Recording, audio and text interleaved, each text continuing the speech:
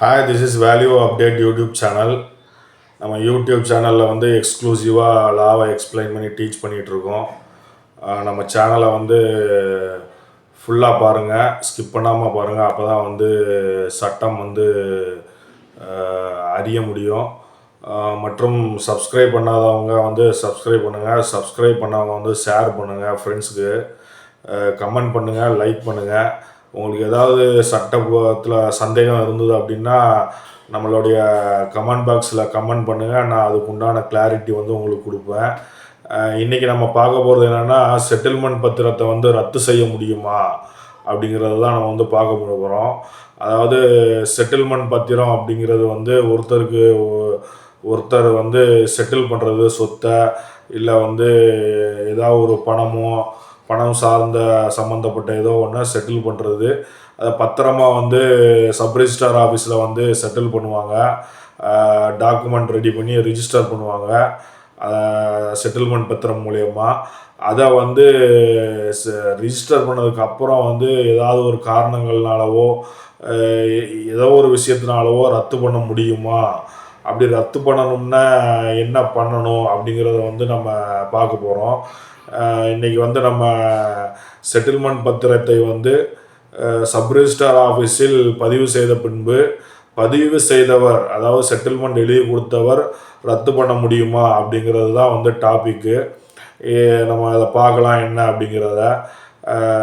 இது என்ன அப்படின்னா வந்து தீர்வு பத்திரம் என்பது சட்டப்பூர்வ ஆவணமாகும். அதாவது செட்டில்மெண்ட் பத்திரம், தீர்வு பத்திரம் சொல்லுவாங்க என்பது சட்டப்பூர்வ ஆவணமாகும். இது பொதுவாக சொத்து அல்லது நிதி விஷயங்களுடன் தொடர்புடைய இடையேயான தகராறுகள் அல்லது மோதல்களை தவிர்ப்பதற்காக செயல்படுத்தப்படுகிறது. இது சம்பந்தப்பட்ட தரப்பினருக்கு இடையேயான கருத்து வேறுபாடுகளை தீர்ப்பதற்கும் வழக்குகளை தவிர்ப்பதற்கும் ஏற்படுத்தப்பட்ட ஒப்பந்தமாகும். அதாவது இந்தியாவில் செட்டில்மெண்ட் பத்திரங்கள் தொடர்பான விதிகள் இந்திய ஒப்பந்த சட்டம், அதாவது இந்தியன் கான்ட்ராக்ட் ஆக்ட்னு சொல்லுவாங்க. அதான் இந்திய ஒப்பந்த சட்டம் 1872ஆம் ஆண்டு நிறைவேற்றப்பட்டது. அதாவது இந்தியன் கான்ட்ராக்ட் ஆக்ட் 1872இல் நிர்வகிக்கப்படுகின்றன. சட்டத்தின் 2H பிரிவு ஒரு ஒப்பந்தத்தை சட்டத்தால் செயல்படுத்தக்கூடிய ஒப்பந்தம் என்று வரையறுக்கப்படுகிறது. ஒரு தீர்வு பத்திரம் அடிப்படையில் ஒரு ஒப்பந்தம் ஆகும். இது முறையாக நிறைவேற்றப்பட்டால் சட்டப்பூர்வமாக செயல்படுத்தப்படும். செட்டில்மெண்ட் பத்திரத்தை ரத்து செய்ய முடியுமா அப்படின்னு நம்ம வந்து என்ன அப்படிங்கிறத அடுத்து பார்க்கலாம். உங்களுடைய சொத்தினை வேறொருவருக்கு விற்பனை செய்ய அதற்குண்டான தொகையை பெற்றுக்கொண்டு விற்பனை செய்வோம். அந்த சொத்தை விற்பனை செய்த நாளிலிருந்து யார் வாங்கியவரோ அவரே அந்த சொத்தை முழு சுதந்திரமாக அனுபவிக்க வேண்டிய உரிமையாளர் ஆவார்.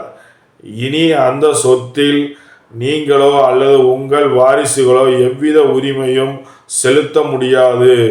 முழு அனுபவ உரிமையும் பணம் கொடுத்து சொத்தை வாங்கியதற்கு கொடுத்து விட்டீர்கள். இதை கிரயம் கொடுப்பது, விலை பத்திரம் மூலமாக விற்பனை செய்தது என சொல்லுவோம். செட்டில்மெண்ட், அதாவது செட்டில்மெண்ட் எழுதும் போதே இதனை ரத்து செய்ய எனக்கு அதிகாரம் இல்லை என்று எழுதப்பட்டிருந்தால் எழுதி கொடுத்தவர் அதனை ரத்து செய்ய முடியாது. இதான் ரொம்ப முக்கியமான பாயிண்ட்டு. அதாவது ஒரு செட்டில்மெண்ட் பத்திரத்தில் வந்து எனக்கு வந்து எழுதி கொடுத்தவர், அந்த செட்டில்மெண்ட்டை எழுதி கொடுத்தவர் வந்து எனக்கு வந்து இதை ரத்து செய்ய வந்து உரிமை இல்லை, அதிகாரம் இல்லை அப்படின்னு சொல்லி அதில் ஒரு கிளாஸ் போட்டிருந்தா வந்து அவரால் ரத்து செய்ய முடியாது அப்படிங்கிறது தான் ரொம்ப இம்பார்ட்டண்டான ஒன்று. அதாவது திருப்பி சொல்கிறேன் உங்களுக்கு, செட்டில்மெண்ட் எழுதும் போதே இதனை ரத்து செய்ய, அதாவது எதை, செட்டில்மெண்ட் பத்திரத்தை ரத்து செய்ய எனக்கு அதிகாரம் இல்லை என்று எழுதப்பட்டிருந்தால் எழுதி கொடுத்தவர் அதனை ரத்து செய்ய முடியாது.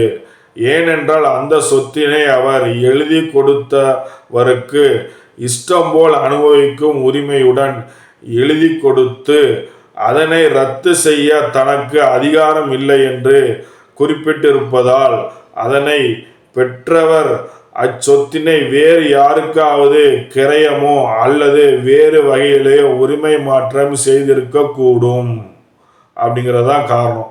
ஆனால் செட்டில்மெண்ட் பத்திரத்திற்கு கிரயத்திற்கும் வேறுபாடுகள் இருக்கிறது. அது என்னவென்றால், செட்டில்மெண்டில் பத்திரம் படி சொத்தை இன்னொருவருக்கு எழுதி கொடுக்க பிரதிபலனாக பணமோ பொருளோ எதுவும் பெறக்கூடாது. மேலும் இரத்த சம்பந்தமான உறவுகளுக்கு மட்டும் தான் செட்டில்மெண்ட் பத்திரம் படி சொத்தை எழுதி வைக்க முடியும். பணத்தை பெற்றுக்கொண்டு சொத்தை எழுதி வாங்குவது கிரய பத்திரப்படி சொத்தை வாங்குவதாக ஆகிவிடும். கிரய பத்திரத்திற்கும் செட்டில்மெண்ட் பத்திரத்துக்கும் சொத்தை வாங்கியவருக்கான அதிகாரம் என்ன? கிரய பத்திரப்படி ஒருவர் சொத்தை வாங்கும்போது அவருக்கு அந்த சொத்து முழு அனுபவ உரிமையும் கொடுக்கிறது. ஏனென்றால் பிரதிபலனாக பணத்தை பெற்றுக்கொண்டு சொத்தை கொடுப்பதால் அந்த சொத்தின் முழு அதிகாரத்தையும் விலை கொடுத்து வாங்கியவர் பெற்று விடுகிறார். ஆனால் செட்டில்மெண்ட் பத்திரம் மூலமாக ஒரு சொத்தை பெறும்போது அதில் நிபந்தனைகள் சொல்லப்பட்டு இருக்குமே, ஆனால் அது முழுமையான அனுபவ உரிமையை எழுதி வாங்கியதற்கு கொடுக்காது. ஏனென்றால் பிரதிபலனாக பணமோ பொருளோ பெறாத பட்சத்தில் தானமாக அவர் கொடுக்கும் சொத்திற்கு நிபந்தனை விதிப்பதற்கும் வாய்ப்புகள் இருக்கிறது. நிபந்தனையின் காரணமாக சொத்தை எழுதி வாங்கியவருக்கு முழு அதிகாரம் உரிமையும் கிடைக்காது. செட்டில்மெண்ட் பத்திரத்தை சில நேரங்களில் ரத்து செய்ய முடியும். அது என்ன அப்படிங்கிறது நம்ம பார்க்கலாம். செட்டில்மெண்ட் பத்திரம் எழுதும் போது அந்த பத்திரத்தில் எழுதி கொடுப்பவர் ஏதாவது நிபந்தனைகள் வைத்திருந்தால் அதன்படி ரத்து செய்யலாம். உதாரணமாக, செட்டில்மெண்ட் பத்திரத்தை ரத்து செய்ய எனக்கு அதிகாரம் உண்டு என்று சொத்தை எழுதி கொடுத்தவர் எழுதியிருந்தால் சொத்தை எழுதி வாங்கியவர், அதாவது அப்சல்யூட் ரைட்ஸ் என்று சட்டப்படி முழுமையாக அனுபவிக்கும் முழு உரிமையும் வாங்கியவருக்கு கொடுக்கப்படவில்லை என்பதே உண்மை. எனவே அந்த சொத்தை வாங்கியவர் விற்கவோ அல்லது வேறு தேவைகளுக்கோ பயன்படுத்தவோ முடியாது. செட்டில்மெண்ட் பத்திரத்தில் கூறப்பட்டுள்ள நிபந்தனைகளை எழுதி வாங்கியவர் கடைபிடிக்காவிட்டாலோ அல்லது எழுதி கொடுத்தவர் மனம் மாறி அதனை ரத்து செய்ய நினைத்தாலோ ரத்து செய்யலாம். செட்டில்மெண்ட் மூலம் ஒருவர் தன்னுடைய சொத்தின் முழு உரிமையையும் வேறொருவருக்கு எழுதி கொடுத்த பிறகு அதனை அவர் மூன்றாம் நபருக்கு விற்றிருந்தால் அதன் பிறகு செட்டில்மெண்ட் எழுதி கொடுத்தவர் ரத்து செய்தால் கிரயம் பெற்றவரும் பாதிக்கப்படுவார். செட்டில்மெண்ட் பத்திரத்தை ரத்து செய்யும் வழிகள் என்ன? செட்டில்மெண்ட் மூலம் சொத்தை பெற்றவர் அதனை வேறு யாருக்கும் கிரயம் அல்லது செட்டில்மெண்ட் மூலம் மாற்றாமல் இருந்து அவரும் அதனை ரத்து செய்ய ஒப்புக்கொண்டால் செட்டில்மெண்ட் எழுதி கொடுத்தவர் நினைத்தால் எளிதில் ரத்து செய்யலாம். செட்டில்மெண்ட் பத்திரம் மூலமாக சொத்தை வாங்கியவர் நிபந்தனைகளை மீறும் போது பத்திரத்தை ரத்து செய்ய ஒப்புக்கொள்ளவில்லை என்றால் சட்டப்படி நடவடிக்கை எடுத்துதான் ரத்து செய்ய வேண்டும். செட்டில்மெண்ட் பத்திரம் மூலமாக சொத்தை வாங்கியவர் அந்த சொத்தை வேறொருவருக்கு விற்பனை செய்துவிட்டால் உடனடியாக சொத்து பத்திரத்தை ரத்து செய்ய இயலாது. காரணம், சட்டப்படி நீதிமன்றத்தில்தான் வழக்கு போட வேண்டும். செட்டில்மெண்ட் பத்திரம் மூலமாக சொத்தை வாங்கியவரும் பின் அந்த சொத்தை விலைக்கு வாங்கியவரும் வழக்கில் சேர்க்கப்படுவர். விசாரணைக்கு பிறகு நீதிமன்றமே பத்திரத்தை ரத்து செய்ய உத்தரவிடும். ரத்து செய்ய அதிகாரம் இல்லை என்ற எழுதி பதிவு செய்யப்பட்ட செட்டில்மெண்ட் கூட எழுதி கொடுத்தவரை ஏமாற்றியோ அச்சுறுத்தியோ கட்டாயப்படுத்தியோ எழுதி வாங்கப்பட்டிருந்தால் நீதிமன்றம் மூலமாக அதனை ரத்து செய்யலாம். இந்தியாவில் பரம்பரை சொத்தில் கிடைத்த பங்குகளை செட்டில்மெண்ட் எழுதி வைக்க முடியும். செட்டில்மெண்ட் எழுதி கொடுக்கப்பட்ட சொத்தை எழுதி கொடுப்பவர் அவரது பெயருக்கு, அதாவது பிசிக்கல் பொசிஷன் பெற்றிருக்க வேண்டும். வரியில் மாற்றம் செய்திருக்க வேண்டும். மேலும் சொத்து உரிமை ஆவணத்தில் பெயர் மாற்றம் செய்திருக்க வேண்டும். அப்படி செய்யப்படாத சொத்து சட்ட ரீதியாக எழுதி கொடுப்பவர் பெயருக்கு உரிமை மாற்றம் செய்யப்படவில்லை என்றுதான் அர்த்தமாகும். இதை ஆங்கிலத்தில் அந்த ஆவணம் ஆக்ட் ஆகவில்லை என்றும் சொல்லப்படுகிறது. இப்படி ஆக்ட் செய்யப்படாத சொத்துக்களை வாங்குவது செல்லுபடியாகாமல் ரத்து செய்யப்படலாம். இதுதான் சட்டத்தில் செட்டில்மெண்ட் பத்திரத்தை எப்போல்லாம் ரத்து செய்யலாம் அப்படின்னு சொல்லி இருக்கிற ஒரு சரத்து. அதாவது ரொம்ப கிளாரிட்டியாக ரொம்ப கிறிஸ்பியாக சொல்லணும் அப்படின்னா செட்டில்மெண்ட் கொடுக்குறவர் நான் இந்த சொத்தை எப்போனாலும் அந்த செட்டில்மெண்ட்டை ரத்து செய்வேன் அப்படின்னு சொல்லி ஒரு கிளாஸ் செட்டில்மெண்ட்டில் போட்டு ரிஜிஸ்டர் பண்ணியிருந்தாருன்னா அதை அவர் எப்போனாலும் கேன்சல் பண்ணலாம். ஒன்று. ரெண்டாவது என்னன்னு பார்த்தீங்க அப்படின்னா அப்படி எழுதியிருக்கும் பட்சத்தில் யாராவது